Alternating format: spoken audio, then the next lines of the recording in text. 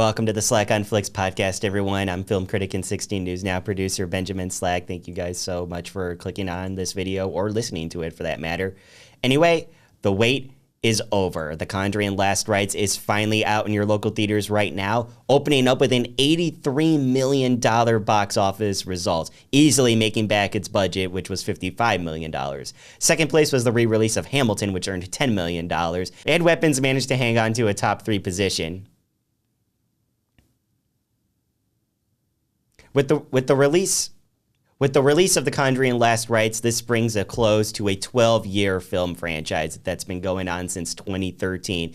The alleged conclusion to a film franchise, because we have not gotten official confirmation that it is the epic finale to the whole universe, but the Conjuring series, so to say. And I think it's only fitting that before we get to the review of Last Rites, that we look back on the history of one of the most beloved horror franchise, most successful horror franchises of all time. So let's head back to 2013. I'm sitting here with Carolyn Perrin, who, with her family, has been experiencing supernatural occurrences. You picking up anything in here, hon? Something awful happened here, Ed. What is it? Taking place in 1971, The Conjuring follows Ed and Lorraine Warrens, real-life paranormal investigators, as they investigate the famous Perrin family haunting in Rhode Island. It takes its time to introduce us to the characters and set up for the rest of the movie to play out, but every scare is nailed and it culminates in a very thrilling finale. A slacker scale, A-.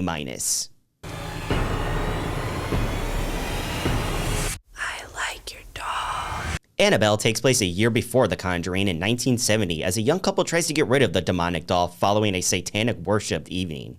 The movie is intriguing and some scares do in fact work. It's very suspenseful at times, but by the end, it feels a little unfulfilled and isn't really the story that we wanted to see starring the iconic doll. It's a slacker scale, C. What's your name? My name is Bill Wilkins, and I'm 72 years old. What do you make of that voice? Sounds confused. Is he senile? The voice on this tape is coming from an 11-year-old girl. The Conjuring 2 travels to England for the controversial Enfield poltergeist case in 1977.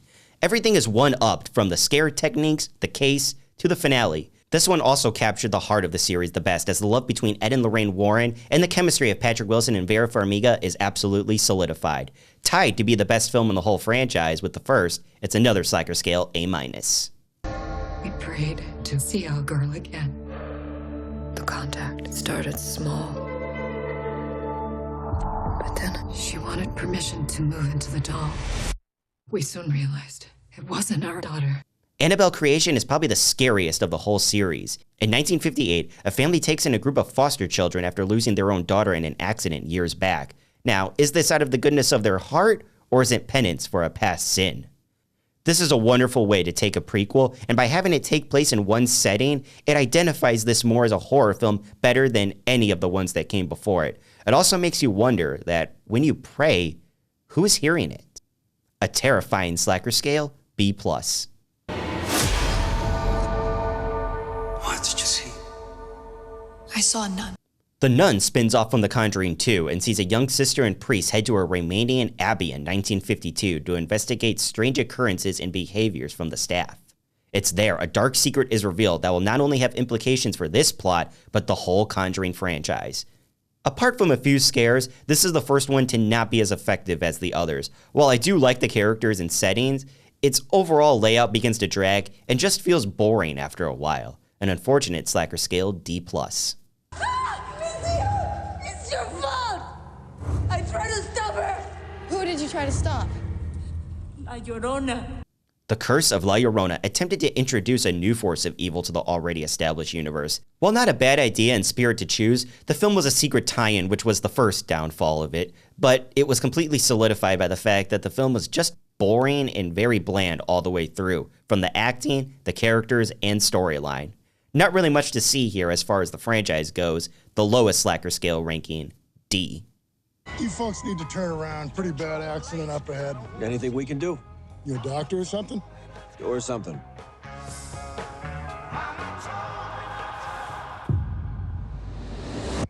Nice doll. That's what you think. Annabelle Comes Home is both what I feel is a culmination of the franchise to this point, as well as the most fun to view. It brings the doll's story full circle as Ed and Lorraine Warren bring her home in 1970. The main plot, however, takes place a couple years later, as Annabelle is let out of her case and unleashes demonic terror on their daughter Judy and her babysitters. While characters' motivations are questionable, they're believable enough to not turn the audience members completely against him. It also has one of the most emotional endings the series has to offer, a good bounce back from the previous two entries, a slacker scale B+. Residents of Brookfield were shocked this afternoon by the broad daylight murder of Bruno Sauls. The court accepts the existence of God every time a witness swears to tell the truth. I think it's about time they accept the existence of the devil. The Conjuring The Devil Made Me Do It takes the franchise to 1981 and tackles the most popular Warrens case aside from Amityville and the Parent Family. Arnie Johnson is accused of murdering his boss, but has no memory of doing it. A few days before, he challenged a demon possessing his brother-in-law to take on a man. Now, Ed and Lorraine must go down the detective route to prove that Arnie is not guilty by reason of demonic possession. Now, this is certainly a departure from the previous Conjuring films, and it shows. While the acting and first act are fantastic, what follows is a film that's maybe too different from something with this title. The ending is honestly a letdown, and the road to get there is a bumpy one without a spare. A slacker scale C.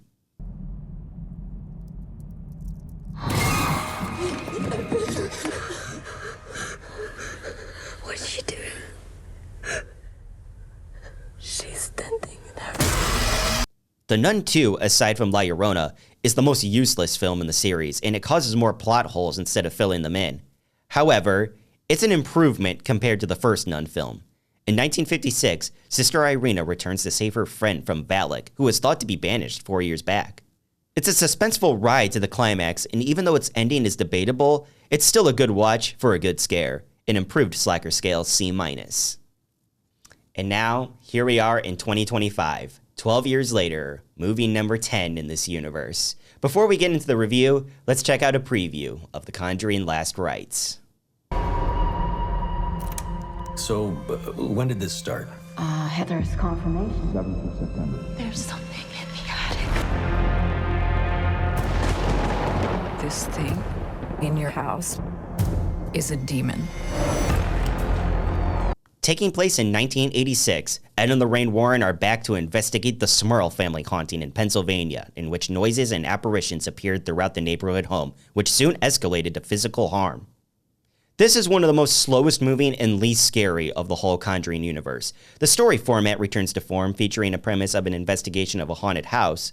It also works well with establishing each character and motive before crossing them over for a final climax. That climax, however, goes from up to down to what just happened.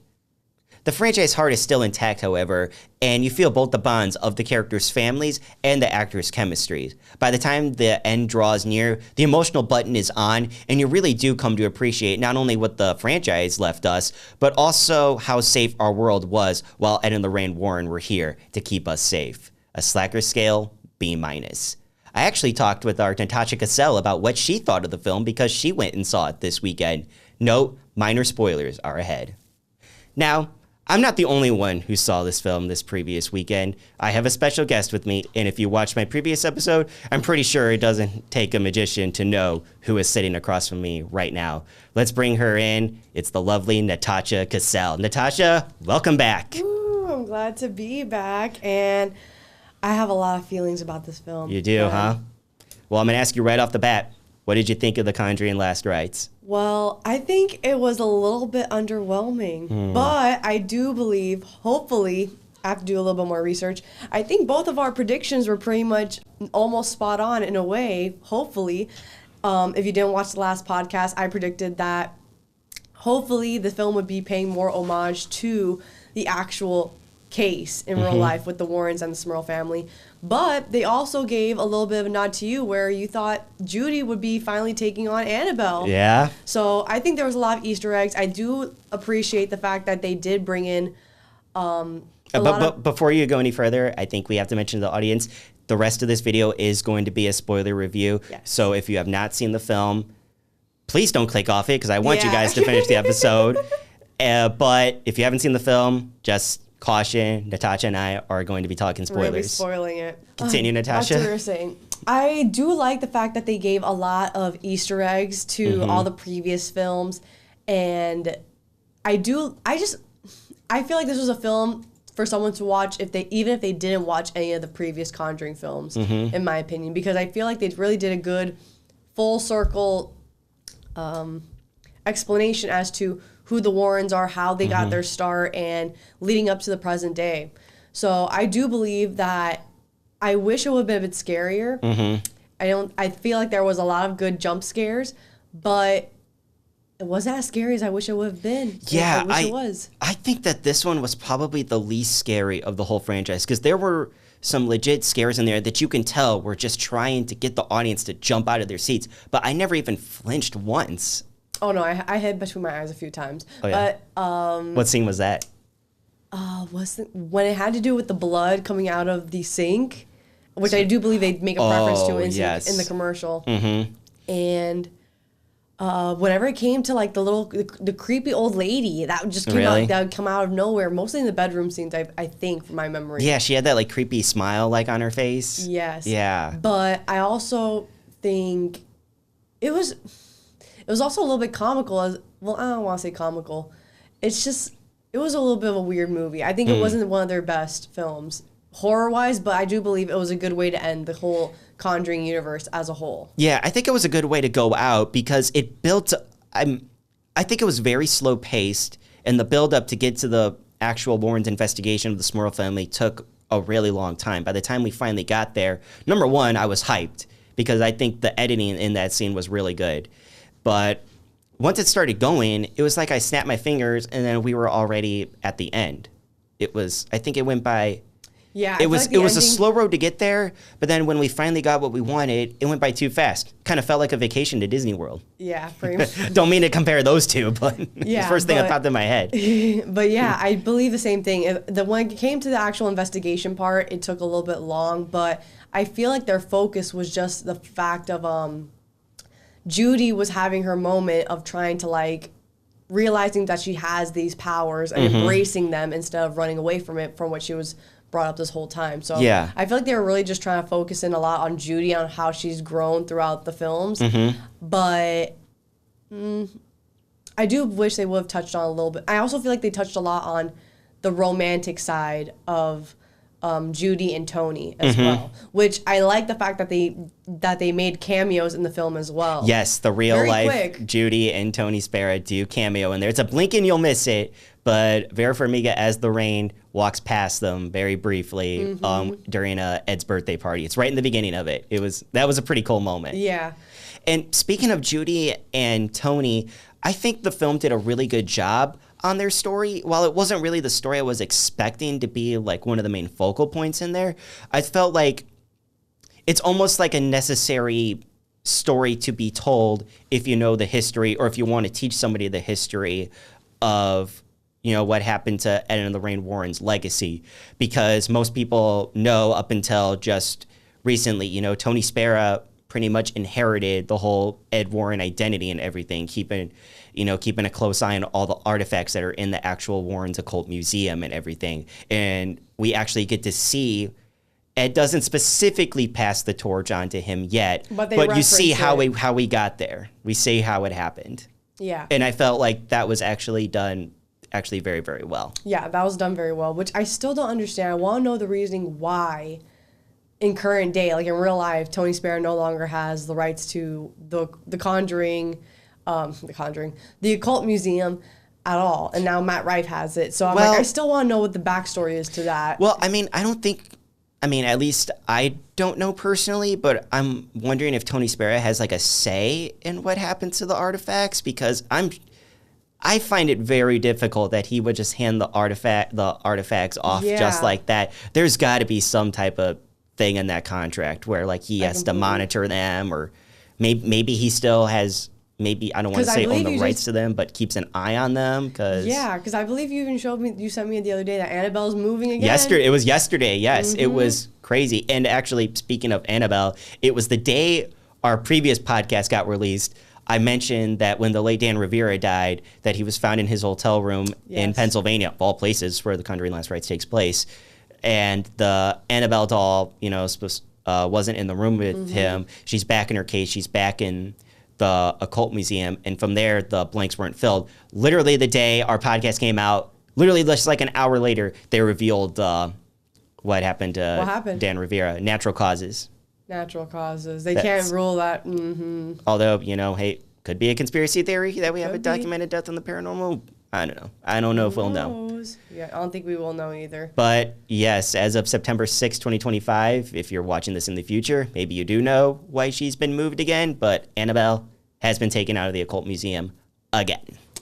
She's still in the case. She was covered too, so you couldn't really see her in the video, but she got moved out of that museum, so we'll see what happens to her next. Was there anything that you specifically didn't like about the film? No, I just feel like the only thing I really didn't like about the film was that it wasn't as scary as I would have wanted it to be. But I do believe they did a good job just giving the backstory and how, like I said earlier, how the Warrens came to be and paying homage as to basically how it is in the present day. I know that they weren't able to touch on the deaths of the Warrens, but they kind of allude to after Tony and Ed basically are in the artifact room. Yeah, they're in the museum. You can kind of tell basically if you know the real history of it, what ends up moving forward and what ends up happening. So I believe they give a lot of homage to the people in the horror community and the paranormal community that like the real stories and the story of the Warrens, basically. They gave the fans what they wanted. Kind of, yeah. Yeah. But besides that, the only thing I wish it would have been a little bit more scary. But besides that, it was pretty good. Yeah, and I would give it a 7 out of 10. 7 out of 10. Okay, I could see that. I can definitely see that. Yeah, if we're going to be talking about the ending there, we mentioned how Ed passes on the mantle basically to Tony at the end. What about before that? I thought the scene before that was pretty cool. Specifically when Ed is walking his daughter down the aisle, who we get to see in the pews. Yes, I agree. Yes, I like the fact that you got to see all of the people that were part of the previous films, basically all the families that were impacted and investigated by the Warrens. Yes, they all come back. It's pretty cool. That was pretty, and they don't even have any lines either. We just see them sitting in the pews. I thought that was very touching. I thought that was very cool. The fact that they got that many of the actors to actually come back for that, I think it just says something about how beloved this franchise is, how much the fans really like it, how much of a cool person the director James Wan is, who is actually in one of the pews as well. So that's crazy. I didn't know that. Also in there, it's a blink and you'll miss it too, is the actress that actually plays Valak, the demon nun. She just wasn't wearing any makeup or anything. Yeah. That was actually pretty cool too. Oh, also another thing I wish they would have done better at. I wish they would have given a little bit more clarity as to who the demon was. They just say, "Oh, this is the demon we first encountered back in the day," but they kind of give also a little idea that it may be Annabelle, but also it could possibly not be Annabelle. It could be the demon personing or just feasting on fears. It's a lot. That's what I think. I feel like they just didn't give any clarification as to who this demon was, and we don't even get to see the actual demon's form. Yeah, it's like they were trying to maybe a little too hard to replicate what the Conjuring 1 and the Conjuring 2 was, because they mentioned specifically in the film that this demon is using the axe yielding guy and the old lady, which is taken directly from the Conjuring 2. That's what Valak was using with the old man and the crooked man. Yeah. And then Bathsheba used Annabelle, or took the form of Annabelle in the Conjuring 1, which is a direct callback. I don't think it was specifically Annabelle that was terrorizing Judy in there. I think it was the demon trying to get to Judy because she knows that pretty much her arch rival is Annabelle ever since 1972. Mm-hmm.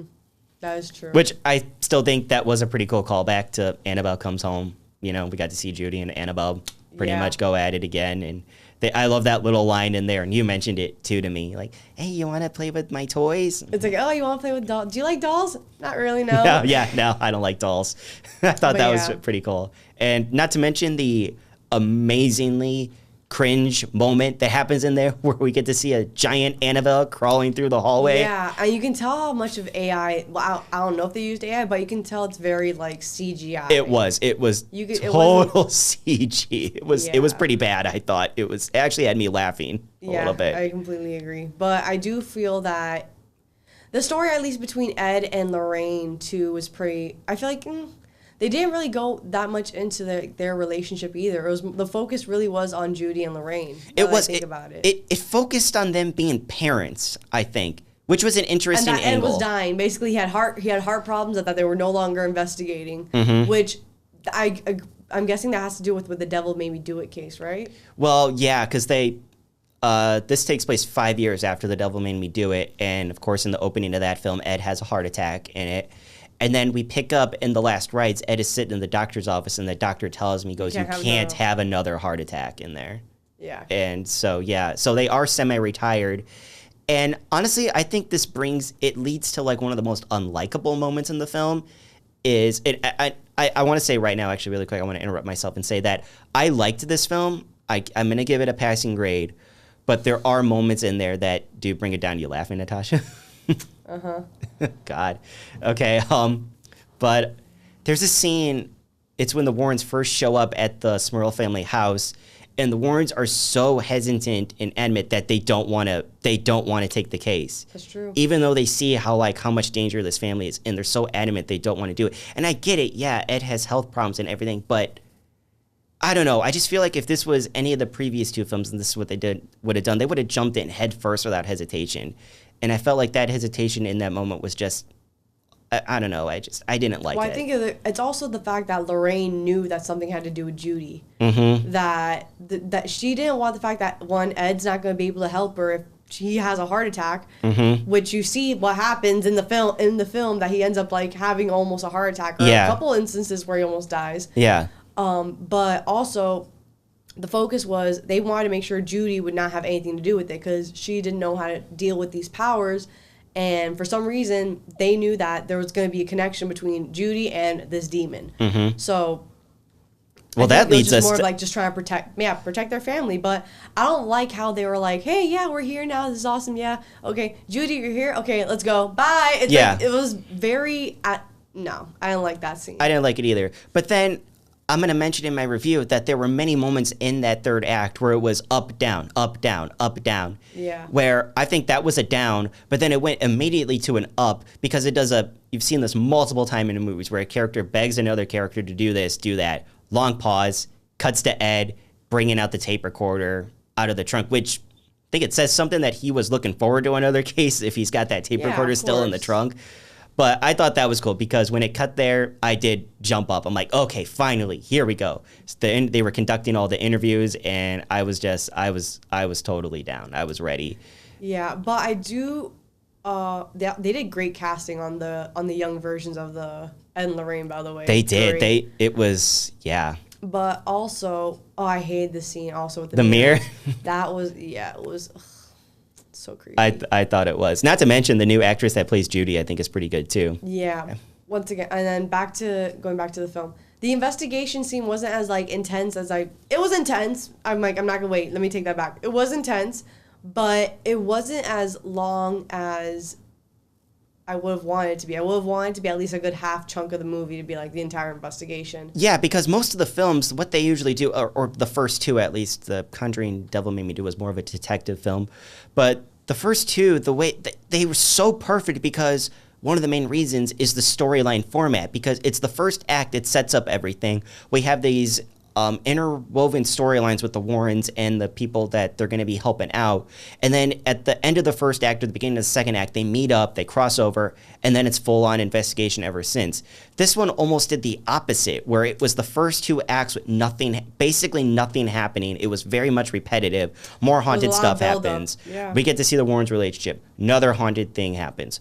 It keeps going and going and going. And finally, when we get to the investigation, and then as you said, it just felt too fast. It was just, it didn't give you enough time to appreciate the investigation as it was going on or even get latched onto what was happening. And I think because of that script writing, that's why they didn't reveal as much of what was specifically haunting this. They were haunting the Smurl family. They were just almost like it felt like they were just trying to end the movie, and they just couldn't really think of where to go next. It was very unfortunate, but yeah, Yeah, because I remember, like, the freaking mirror doesn't even shatter or anything like that, right? It just spins until, like... It cracks, yeah.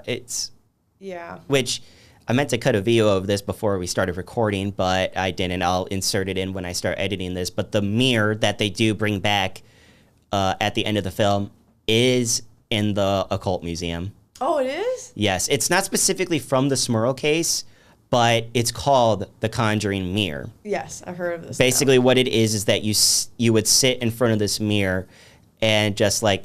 You just cry.